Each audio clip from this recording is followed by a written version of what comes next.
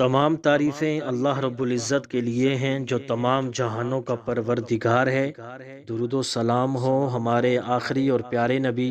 حضرت محمد مصطفیٰ صلی اللہ علیہ وآلہ وسلم پر، ان کی آل اولاد پر اور تمام صحابہ کرام پر۔ شعبان کی 15ویں شب کو نماز پڑھنا اور دن کو روزہ رکھنا یہ ثابت ہے۔ حدیث میں آیا ہے کہ اللہ رب العزت اس مبارک شب میں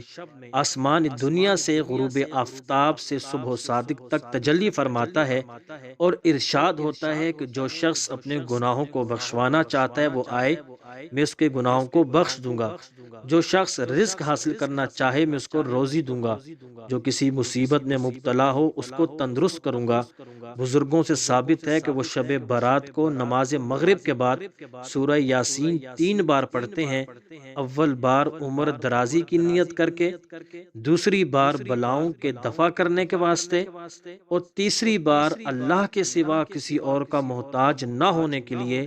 اور ہر بار سورہ یاسین کے بعد درج ذیل دعا ایک بار پڑھتے ہیں۔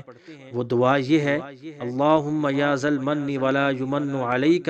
یا ذا الجلال والاکرام یا ذا الطول والانعام لا الہ الا انت ظہر اللاجئین وجار المستجیرین وامان الخائفین اللہم ان كنت كتبتني عندك في الكتاب شقيا او محروما او مطرودا او مخترا علي في الرزق فامحو اللهم شقاوتي وحرماني وطردي واختار رزقي واثبتني عندك في الكتاب سعيدا مرزوقا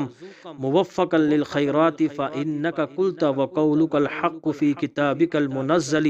على لسان نبيك المرسل يمحو الله ما يشاء ويثبت وعنده الكتاب إلهي بالتجلي الأعظم في ليلة النصف من شعبان المكرم التي يفرق فيها كل أمر حكيم ويبرم أن تكشف عنا من البلاء ما نعلم وما لا نعلم وما أنت به أعلم إنك أنت الأعز الأكرم وصلى الله على سيدنا محمد وصلى الله على سيدنا محمد وآلہ وأصحابہ وسلم۔